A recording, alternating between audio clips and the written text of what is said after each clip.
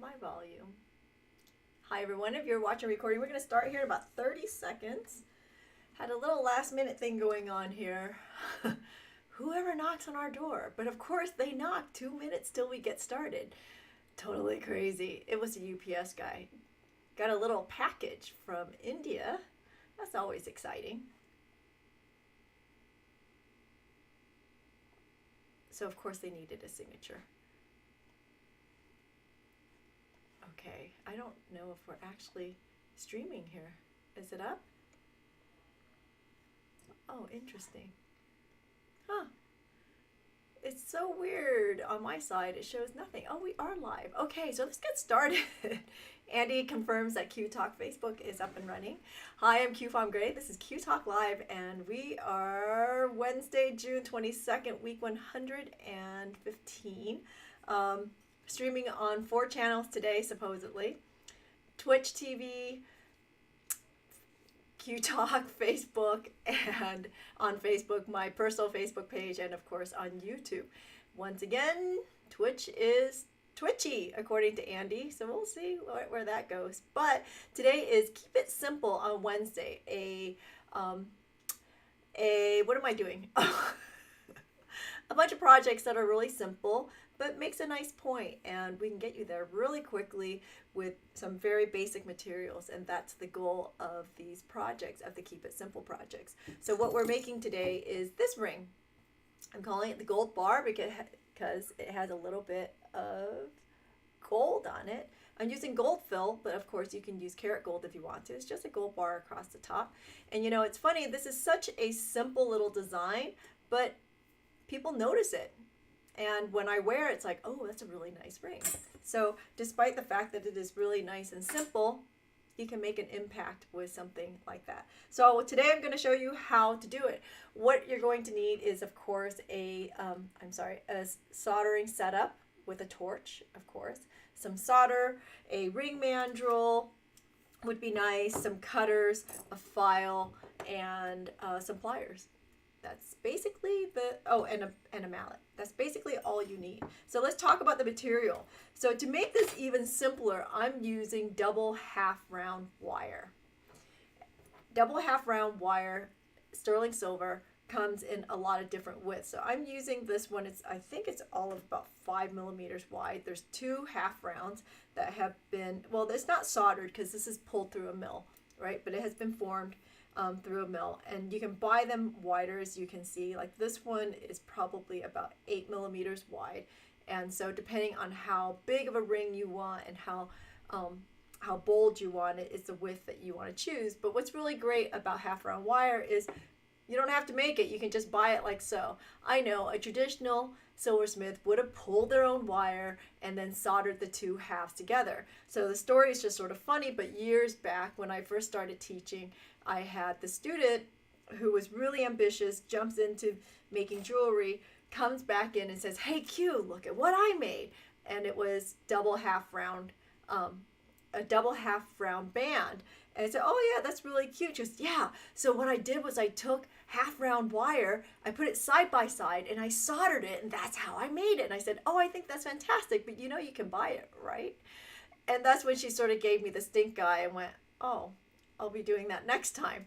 So, you know, whatever you're into, but then the other thing too is it's about what you have in stock. So of course you have to have this in stock to be able to make it, but a lot of us already have half round wire. So if you have half round wire, I would say that you can use like a 14 gauge and a 12 gauge is a little bit heavier, but 14 gauge is about where we are with this width that I'm using today. So definitely you can do it with by soldering pieces of half round wire together. Okay, so let's jump in. So we have that, and then of course the gold bar itself is also made of half round wire, and I'm using gold filled, and that's 12 gauge gold filled half round, just to give it a little bit more oomph, because I felt that the 14 gauge was a little too thin, and if you want it to be a little bit more prominent, then you can use a 10 gauge half round wire. If you don't have it, you can sit here and you can sand down a piece of round wire, but that's just a lot of waste, just saying. But you could do that if you were desperate, or what you could do is you can take round wire and flatten it and use that instead. It's a slightly different look, but every time you change your metal, it creates a different design and a different look. It's all about what you're into. In fact, this morning I was thinking about maybe even using a piece of triangle wire on top just to make it a little bit different. But of course, I don't have any gold filled or gold triangle wire. I only have silver. Again, if you want the two-tone, you obviously have to have another tone metal or another color metal. Okay, so to jump in, I'm going to choose a size, and today we're going to go ahead and make a 7. So I always start small around, so I'm going to start with a 6, and I'm simply going to use my hands, and I'm going to bend it around a size 6 and bend it all the way around. And you see that? I overlap it just like so. Not overlap it, but I bypass it.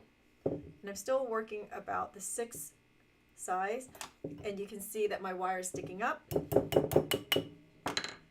So we just use our mallet and push it down, and we're going to come back all the way back around like so. And I'm working small because already, as you can see, when I drop it down, it's already at a size 7. So I like to work small to make sure that I get to the right fit before I move it to the size I want. So we're just going to bend it around like so. See? Just like so. And then we'll move it down to that 7 a little bit and start doing it like that. Okay, so from here we'll trim it right about the same spot across from the other end. Just a quick trim before we size anything. Now it's already gotten springy on me, see, from all the bending. That's a little bit of work hardening that has happened. So I really want to be able to get this coil really close together. So because it's springy, I'm going to go ahead and anneal this.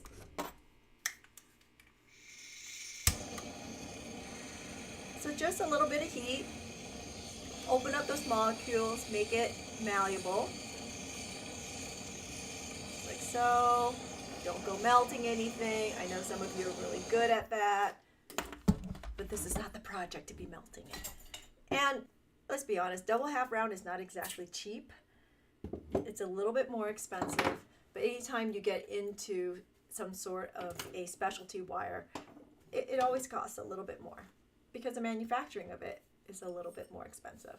Okay, so here it's at the 7, but I want to work it a little bit smaller because I know I'm going to be pounding on this. So I'm just going to push it together, push that coil together with my hands like so. Still too big. So I'm going to push it there, and then I'm going to take out my mallet. I'm going to see how I'm holding on to my shank, and I'm going to move it down. Okay, there we are. So you see it tightened up, and I'm at the 6.5, which is great because I want it to conform to my size. So now I'm going to push it down to the 7. Give it some good hits just to make sure, and you can see down that mandrel, just to make sure that it is nice and uniform around my mandrel. Okay, because this is conical, I'm going to move over to a step mandrel so that it is cylindrical. And I'll move it right into that size 7. See, I wanted to have this nice tight fit. This is good. There we are. Okay. And again, I'm checking all around to make sure that it is nice and uniform around my mandrel, both on the top and the bottom of the shank. And I like that. I think it's good. Okay, so here also I can see that my ends are slightly staggered. So I don't want it to be staggered, so I'm going to trim one of these back. So I always choose to trim the side that is a little wonky. So like this cut is slightly off. It's not exactly straight. So we'll go ahead and actually, the more I look at this, this side is beveled. So I'll cut both sides. Why not? It prevents a lot of filing. There we are. Do that. And because I'm using, I have to think about this for 2 seconds here before I go cutting too far. Because I'm using a flush cutter, I don't have to do a lot of filing. Okay. So there we are. I'm going to have to file that just a little tiny bit. Despite the fact you use a flush cutter, you always do need to file it just a little bit because there's always a little bit of a burr and there's always a little bit of sharpness. So I'm going to go ahead and file that. Haven't pickled yet. We'll pickle soon. And notice how I'm filing the edges just a little bit too. Again, it's all about sharpness because you want it to be comfortable for the wearer, especially if you're the one wearing it, right? Well, you should care. How's that? Okay.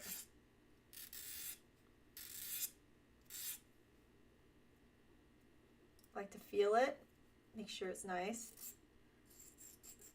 And part of the reason why I'm not pickling is because I know I'm going to have to anneal this again to get this to come together. You see, because there's still a gap, right? Because it's still really, really springy. So we'll put it back on the tripod and heat it.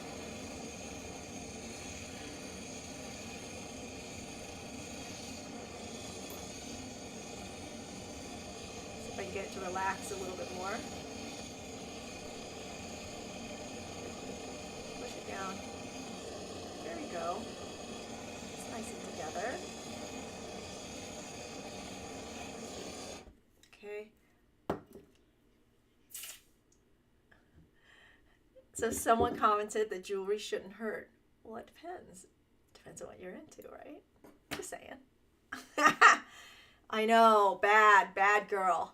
I shouldn't say things like that, especially live and on camera. Just saying. Okay, so here it's mostly together. So I'm going to put this off to the side like so, because if I just put it down, I might not be down like this because of the staggered sides. I might not be able to get that together. So I'm hanging that the joint off the side, and I'm just going to gently push this together. Just to make sure that they're really nice. Okay, so now we'll go ahead and stick this into the pickle. Okay, right into the pickle. So I was thinking also this morning it would be sort of fun to go ahead and make a second one using just half round. So this is copper half round. And let's see what happens if I just do this. So this is 14 gauge half round, and I'm just going around several times, and it creates a slightly different look because here, if I cut the ends, I only have one side sticking out, so it's not as prominent as the other one. I'm going to go around, see if I actually cut enough wire to go all the way around a fourth time, but I don't think I did, so I might have to just trim that off.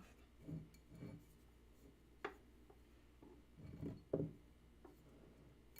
going to gently move it down to that 7. Yeah, that didn't work. Not quite enough, but that's okay, because that wasn't the goal anyway. I met my goal. I was just hoping for a little bit more. That's all. Okay, so here we'll trim that here. So yeah, I was just a little curious to see how this would work if I just used half round. So you could do this, but it is a little bit more challenging because now you're dealing with, instead of just one continuous joint, you have actually 2 here. So we'll go ahead and anneal this too. because I think it'll help me bend this and get the coil together because there's a lot of spring in it, right?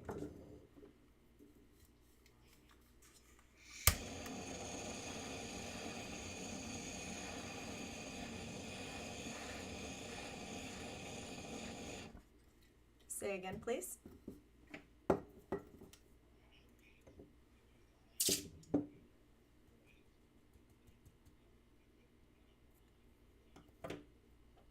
So the question is, why not wait until after soldering to do the filing? That way you don't have to worry about it shifting and having to hammer it back together. You know, honestly, you could do it after you file. I just felt like I could get into this inside area better without hitting any other areas. I guess you could use a barrette file to prevent that, right? But I don't know, just chose to do it that way. But it's probably, you know, it's not a bad idea at all. I like it. The suggestion, that is. Okay, so here, again, I'm just moving these wires together because I want them really, really nice and tight together. And hold on, we'll put it back on. We'll put it back on the mallet. Oops. On the bench block. Let's see if I can get that to come down.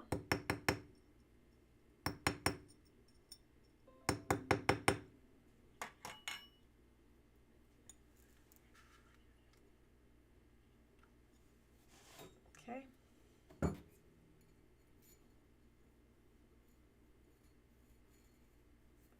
So put this right back in here.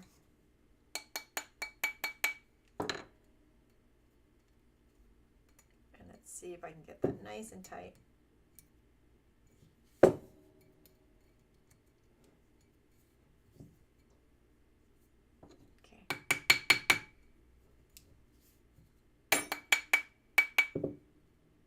Copper is really soft, so it's moving all over the place on me. It's not really liking any of this, which is okay. Let's see. Let's get a pair of pliers in here. See if I can move that down. It's bending, but it's not bending where I want it to bend. Of course not.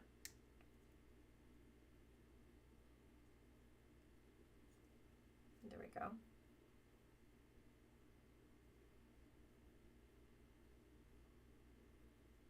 And I'm just adjusting this because it's so soft. I'm just adjusting it with my hands to get it together. All right, we'll throw this in the pickle. Let's go fish the other one out and see how it's doing. How you doing? Okay, there you are.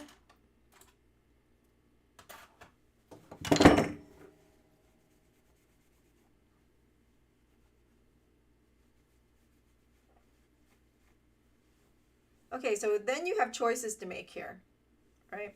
So you can choose to go ahead and run solder through this joint to keep it together, or if you don't feel like doing that, you can go ahead and just solder that bar across the top, and that will keep it together, so you don't have to worry about it. So that's sort of up to you how you want to do it. How do I want to do it today? I think I'm going to go ahead and run some solder through the whole piece. So I'm going to put some solder on the inside and see if I can get it to run. So we'll start with some hard solder.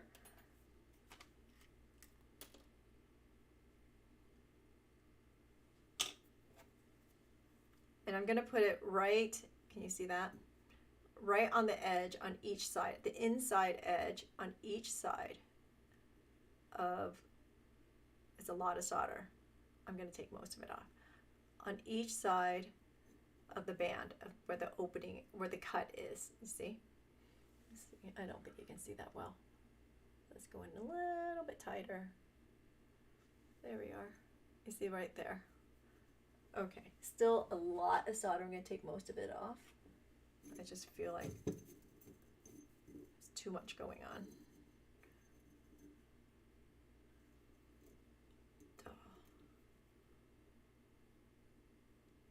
There we go.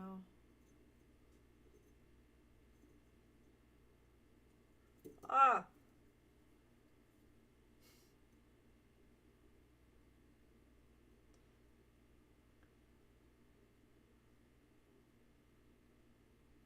Okay.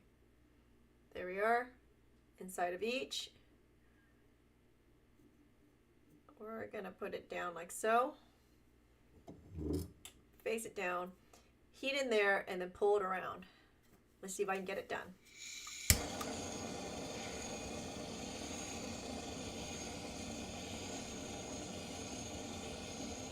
Actually, now I'm going to turn it so that I can get it. Come through. There it goes. And you know what's nice is there was a little tiny bit of a gap, but the solder brought it together, which is great, right? Okay, I say that, but did it? I can't see what I'm doing. I think I'm going to need to put this on a board and push it down. Well, it flowed. Let's see. Oh, no, it didn't quite flow. See, how do I know it didn't flow? Can you see that? It's still black in there. It looks like granules. I still see gaps. I thought I saw it flowed, but hey, what can I say? It was a phantom flow. I just sort of made it up in my own brain. I was being wishful. So instead of putting more solder on, I'm going to throw some flux on there to get that to flow. Okay. Hold on. Let's move out because I know you guys are going to have a difficult time seeing that. There you are.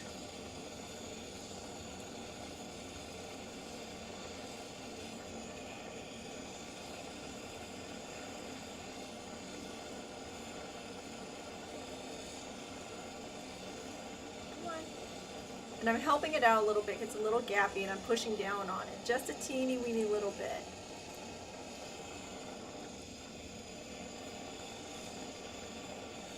And now it doesn't want to flow at all. It just wants to melt. Oh my gosh.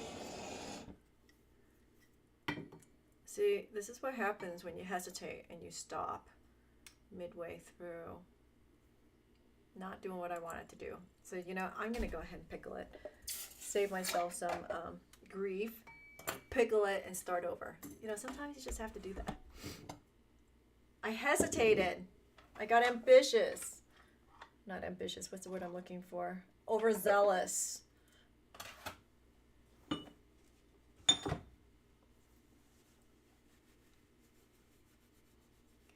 That's sort of funny because I looked over at my board, over my whiteboard over here.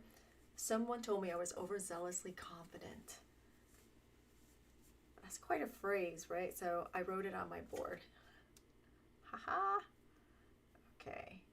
How are you doing? You're doing pretty good. This one's okay. Pretty happy with it. It's pretty much together. And this one I'll do a little bit differently. I'll do it without soldering it. How's that?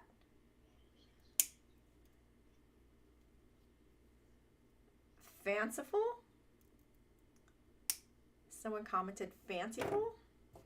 Delirious, right? Delusions. I don't know. Okay, so definitely filing before soldering because I'm not soldering it together. I'm going to see how it goes like this. Okay, this one will do a piece of silver wire on the copper and go from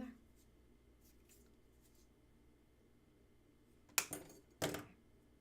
So how do we want to do this? Do we want to do it with the wire up or do we want to do it with the wire down and put it down like so? For me, I think I'm going to do it up because I want to be able to see it. If I put it down, I'll probably do it crooked. This way I can control, fingers crossed, I can control where it goes. Hopefully. Okay, so on this one, we put a little bit, I'm going to use copper solder because I say copper solder, but I don't have any sitting here. Where'd it go? No clue. So we'll use easy solder.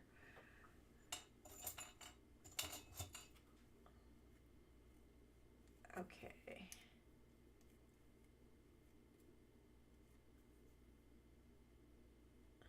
Easy solder. And I'm going to put some on each end. A little bit there. And a little bit there. A little bit more there. And then I'll place the bar across the top.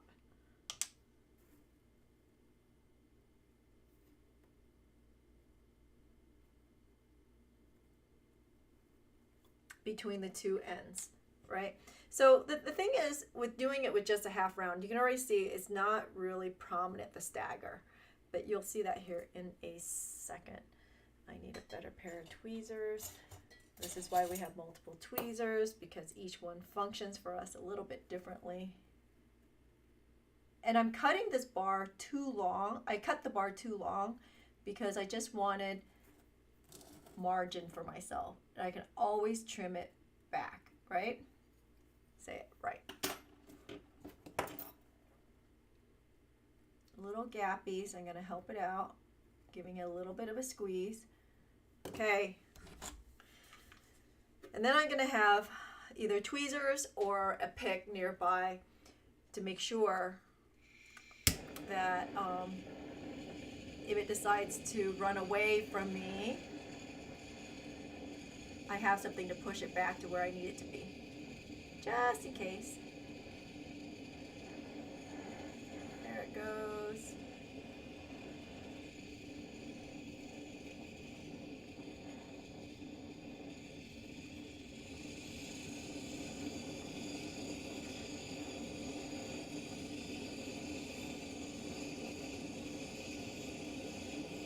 Okay, done deal. So I want to make sure that the very least that the outside pieces are soldered to the bar.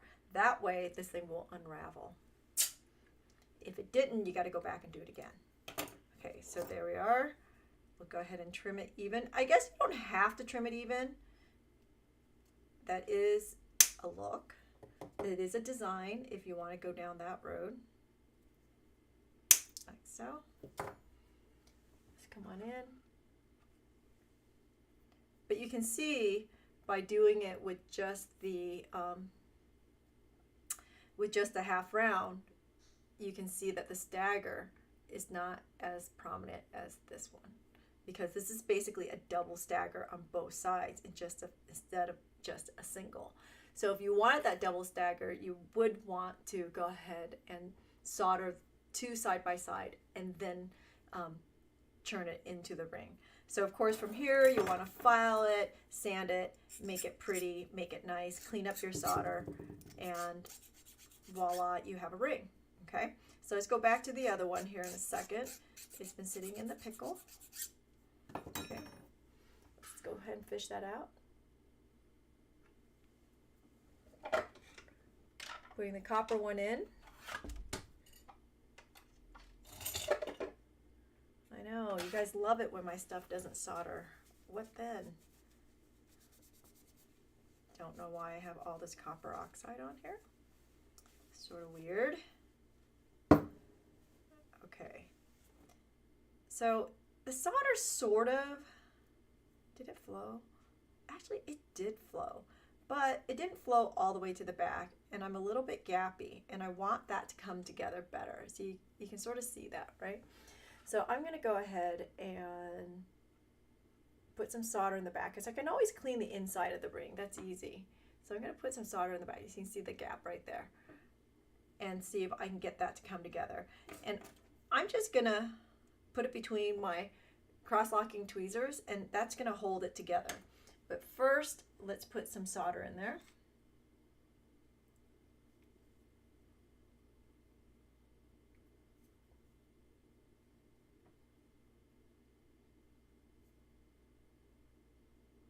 It's a little wet, so it doesn't want to stick. Wow. And it's a big chunk of solder. And yes, I'm working on the inside because anytime I have a design on the outside, I don't want the solder really to bleed into my design. So I always work on the inside when I have decorative wire. The solder, that is. Okay, so you can see. Oops. So you can see. There it is. And by holding it together, the pieces are staying together. Let's go ahead and solder that.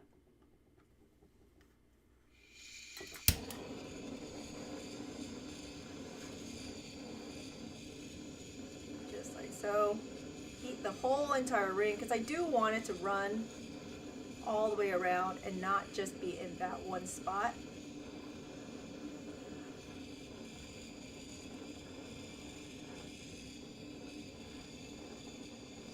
There it is. It's starting to run around.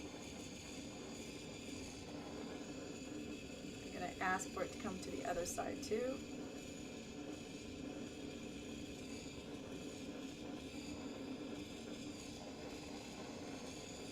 There we are.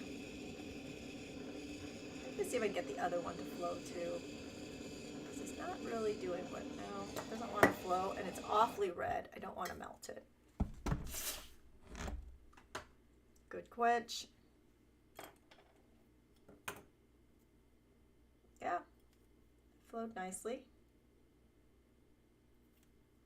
Okay, throw it in the pickle. Give it a second, and believe it or not, we're just about done.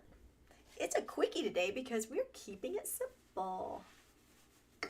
You know, simple projects are great. It's a lot of instant gratification, and you know, you get a nice little piece of jewelry to freshen up your day, right?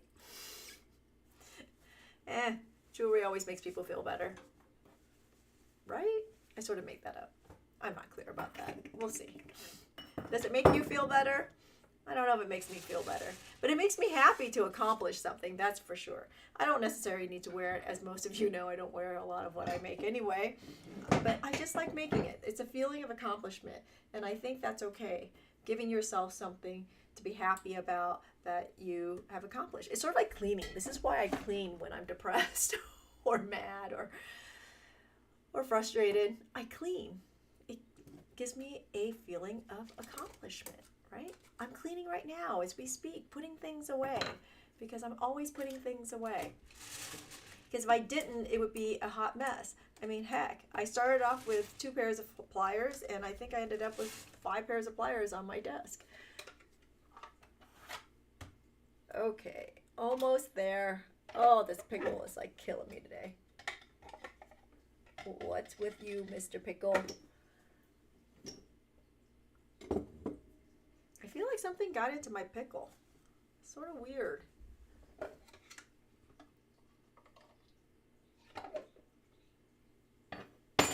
Oh, yeah. So here's the copper one. You know, it could be pickled more. I'm sort of liking this color, but let's go ahead and put a brass brush to it and see what happens. Ooh, I'm like, ooh, not what I wanted it to happen. That's sort of weird. Not the copper color I thought I was going to get.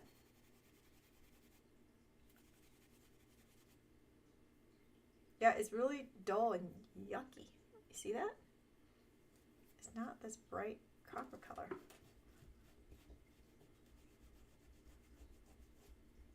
There we go. Now it's coming up. It just needed a minute. And it's so soft, you see that? That I've warped it. Ooh. We'll put it back in the mandrel and we'll work harden it a little bit before this becomes someone else's jewelry, not mine. So put it back into the mandrel. Let's work harden it. Give it some good taps. It likes that.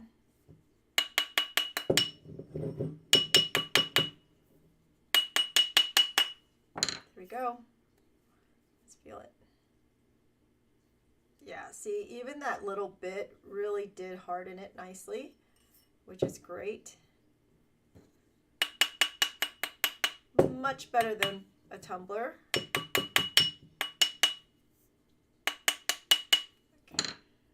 There we are. It's cute. Just cute little ring. Let's pull out that silver one and see if we can finish that one up. Wow, it doesn't want to pickle. It doesn't want to clean up. So weird. Penny Bright to the rescue. Yes, we love Penny Bright. Someone commented, sorry. Penny Bright to the rescue. So, agreeing with her. I know, I'm not just blurting out Penny Bright. Penny Bright didn't just come into my brain, and I'm not just blurting it out. Okay, so here we are. Let's see. We're going to put this right across, like so. The top with eyeball and measurement right there. Going to cut it a little bit long,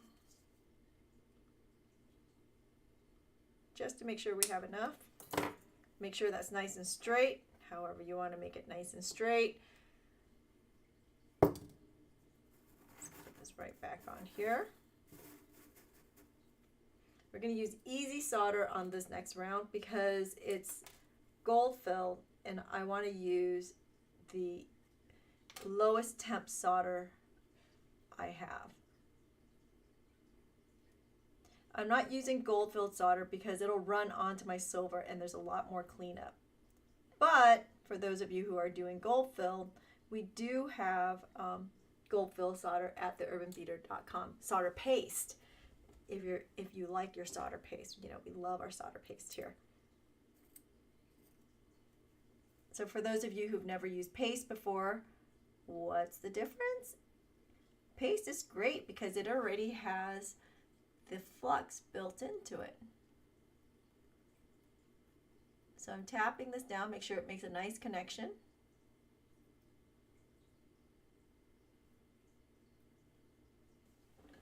And then I'm just having a look on the sides. And I'm going to heat around it first.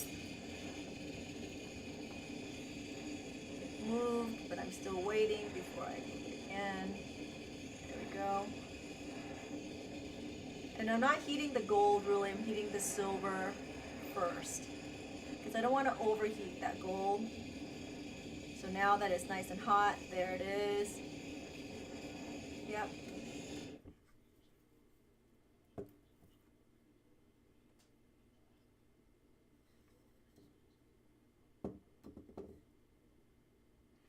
So I like the suggestion that Kathy had about running a thin gold wire in the veins here. Let me just tell you, I tried that on a different ring.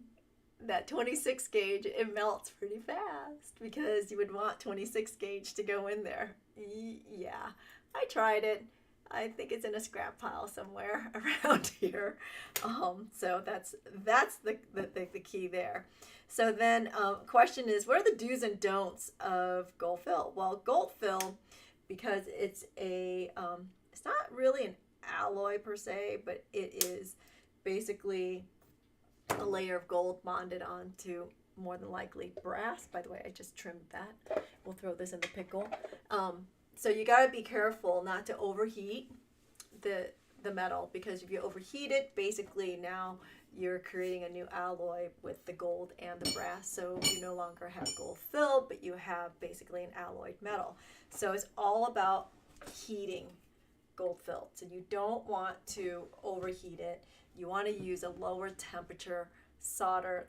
That's how I prevent that from happening. So that's the big takeaway for gold filled and when you're working with it. And so that's why I was avoiding heating it, because it flows pretty easily, and it solders fairly easily because it's gold. Gold is easier to solder than silver. That I like to use a lower temp, and I like to heat around it, especially if I'm doing it to silver. If you're doing the gold fill to the gold fill, obviously you're going to just have to heat it, right? But try to do it on a lower temp. So those are the two things. So be careful. It happens pretty fast because, again, it's gold, and soldering gold is a lot easier than soldering silver.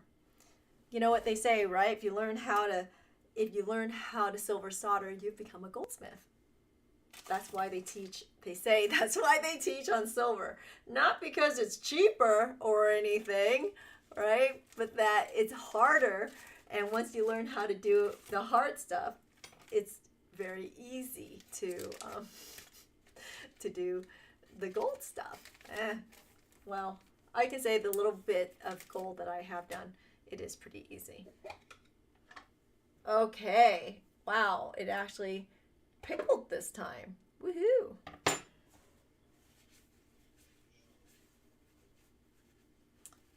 The ends that show are what color is the question. What ends are we talking about?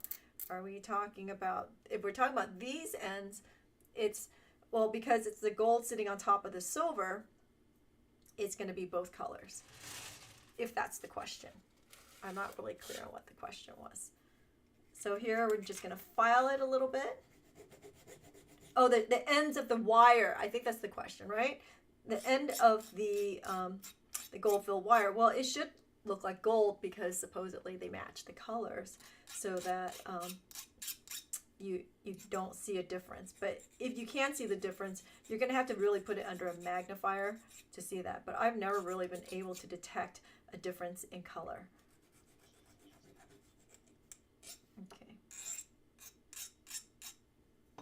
Okay, so there we are. Let's brush this up.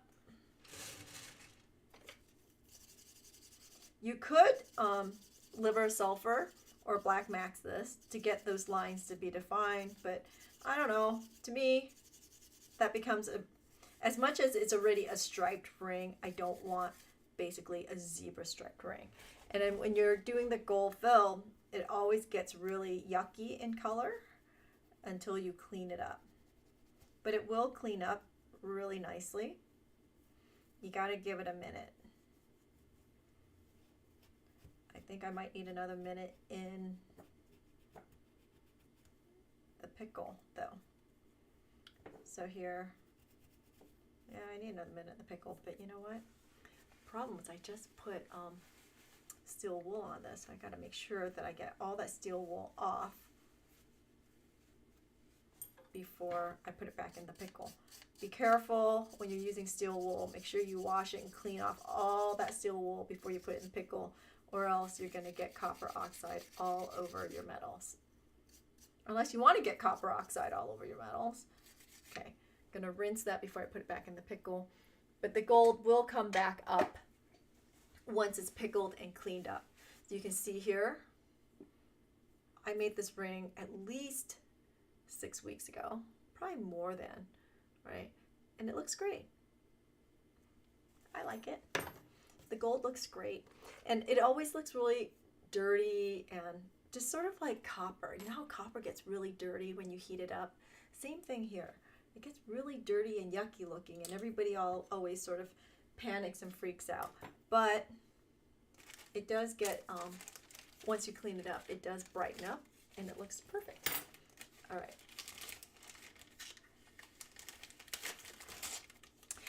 Yes, I realize there's bronze wool out there, and it's so funny because as I was sitting here working through this, I'm going, God, I really need to order some of that stuff in. And I just haven't yet. I've been saying that for a year. I know, I should just, somebody get on Amazon and order it for me already. I need to get around to doing that. It's just, you know how life is. So I'm working on virtual labor crafting. I posted a sneak peek at virtual labor, at the virtual labor crafting community page on Facebook, so you guys can see what's coming up. We're waiting for contracts to come in before we make it live. I'm still inputting it. I think I have over 20 classes up. Hopefully by the end of today, I'll have more like 60 classes up for you to preview, and then registration should be after the 1st of July. We'll see about that. Fingers crossed, everything works out the way it's supposed to work out. See, there it is. It's brightening up nicely. Oh, yeah. See, that wiped off really nicely.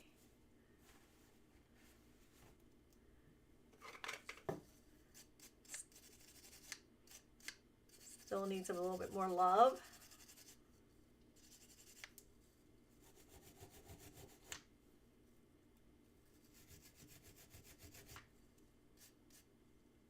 so. And I'm going to hit it with a little tiny bit of sandpaper. I have a little bit of bleeding on the side.